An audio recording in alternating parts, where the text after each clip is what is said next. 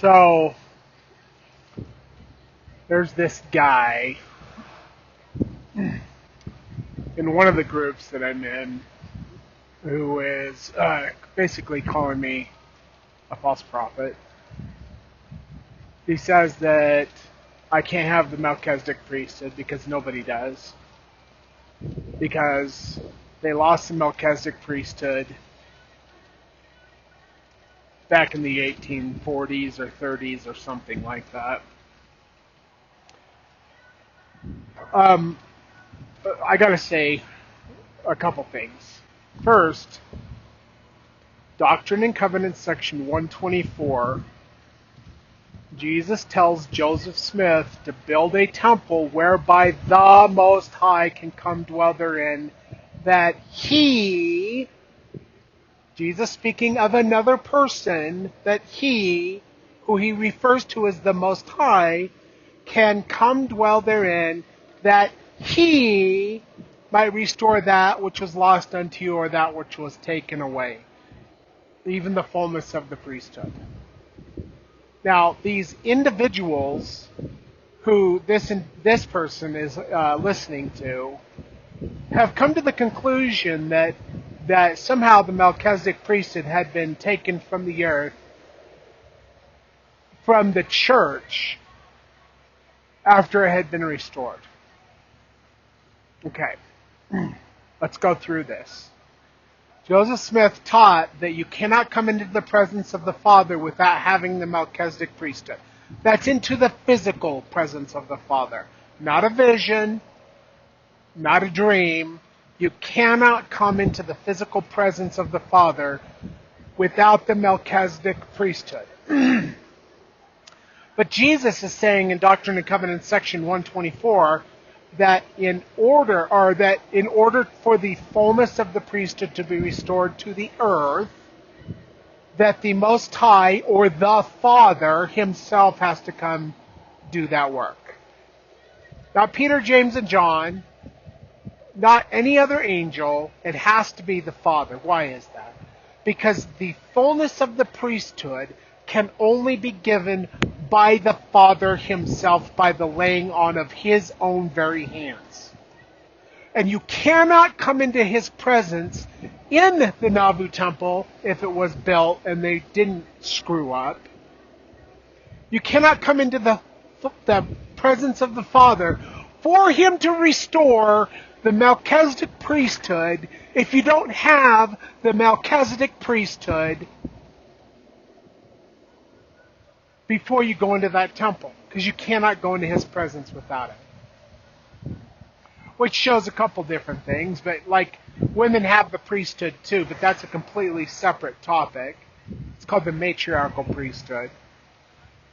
But these individuals who want to say, oh, nobody has the Melchizedek priesthood because the church was rejected.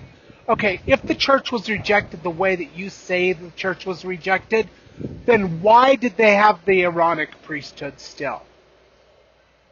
Oh, they were rejected like the Jews were rejected, and they only got to have the Aaronic priesthood. But nowhere in Scripture does it say that God rejected the Jews or the Israelite people.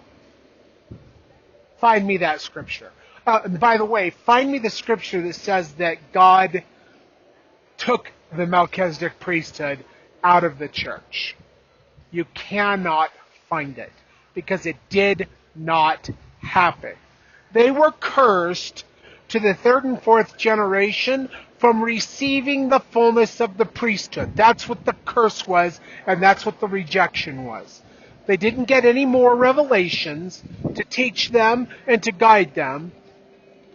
After 1843, revelation went almost to a halt.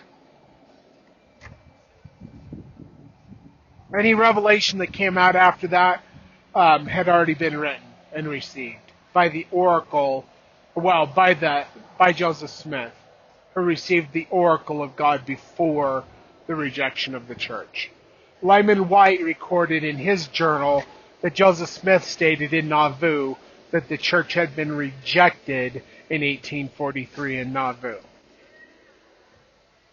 But in order for you to come into the presence of the Father, for him to do anything at all, you have to have the priesthood. So these individuals who say that the Melchizedek priesthood was taken off the earth, they're liars, and those who believe them believe a lie, and they receive strong delusion that they all might be damned because they do not love the truth.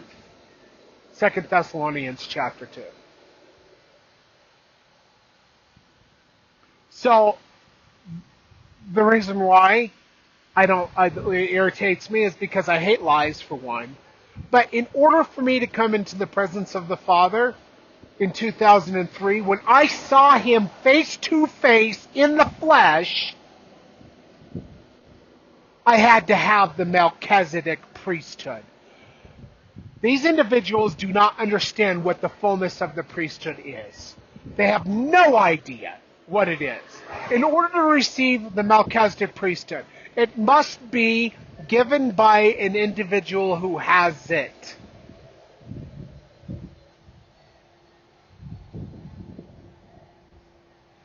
And in order to receive the fullness of the priesthood, you must have already received the first order of the Melchizedek priesthood. And the second order is the fullness of the priesthood, which certain prophets in the Old Testament times had, and Joseph Smith taught that they were upon the mountaintop and that God gave it to them by the laying on of hands. But God is trying to redeem Zion. Part of the redemption of Zion is having the fullness of the Melchizedek priesthood. That's the endowment that Jesus was talking about in Doctrine and Covenants section 124 when he said he would endow them with power. It has nothing to do with the Masonic rituals that Brigham Young added into the endowment. Nothing at all to do with it. That's fabricated horse crap. Okay, and this individual, I'm gonna speak to him directly. I was quoting Proverbs when I said, basically paraphrasing it, that it is a fool who judges a matter before he hears it. If Brigham Young said that, then he was quoting Proverbs too. I was not quoting Brigham Young. I was quoting Scripture in Proverbs. And then this whole thing about how I'm unhealthy, I pass my medical DOT physical every single year. Okay? I have some health issues because I was poisoned 13 years ago in the oil field. But I work 14-hour days. I run my logbook out every single day, and I do hard labor. It's not easy. So this individual says that, I did oil field work and it was the easiest job I ever did. Why aren't you doing it still? Because there's money in oil field work. If it's so easy, why aren't you doing it now? And you didn't do the job that I do. Going over this pass where I got to throw chains sometimes 3 or 4 times a day. And not just single railers, triple railers on all of my drive tires and sometimes my trailers. So don't tell me that I'm unhealthy. I run up 4 flights, basically the equivalent of 4 stories, without slowing down multiple times a day. And I'm unhealthy? I'm not unhealthy. I am healthy. I am a little bit heavy. I was heavy before.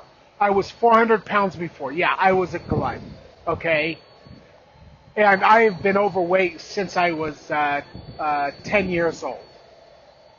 Because I was sexually abused by multiple people, and that is one of the things that happens to sexually abused people. They put on weight. It was a psychological problem, trying to keep people away from me and whatever. But you're going to throw that in my face like I'm some kind of horrible sinner and that I can't have seen Jesus Christ or the father, and I can't be a prophet? David himself received revelation after Uriah and Bathsheba. Either that or throw those scriptures out. He received revelation. He was still a prophet. You don't know me. You have never met me. You have not spoken to anybody who has seen me personally or that has, any of the things that I've done. The reason why I tell you to talk to my wife, because we have been married since July of 2020. Before God showed me who I was in January of 2013.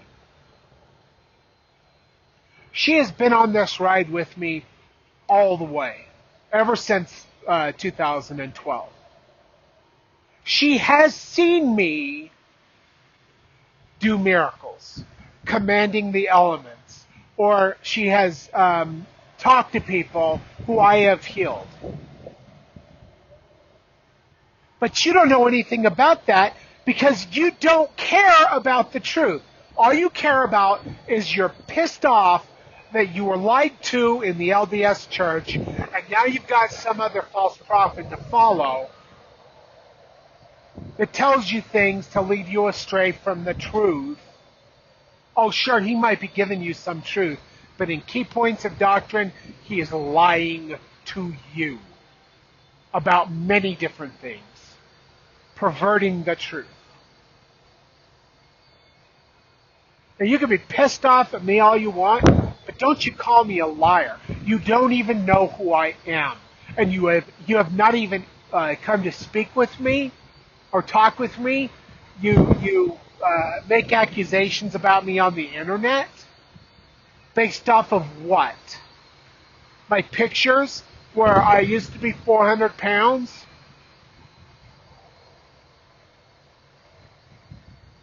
Based off of what? Like, people like you disgust me, and that's why I hate being a prophet. It's a wicked, disgusting generation of either Habladites or, what do you call them? Boot kissers. Just ignorant people who can't accept any other paradigm than the things that they believe are to be true. They can't even question yourself and the things that you think are true. Oh, but the Spirit taught me. Yeah, and the Spirit taught that other guy over there, and that other group over there, and those other people over there. They're all convinced that they're in the right course because they think the Spirit taught them. But you alone are the one guy that's got it all figured out. You have there is a sore future coming when you find out that you are not exactly right on everything that you believe, and that you rejected the one who God sent as his witness on the earth. And I thank God that you people, you and others like you, will not be part of the remnant, because I am so sick of arguing with you stupid people. You're fools. You deserve whatever God gives you, and I hope he gives you a lot.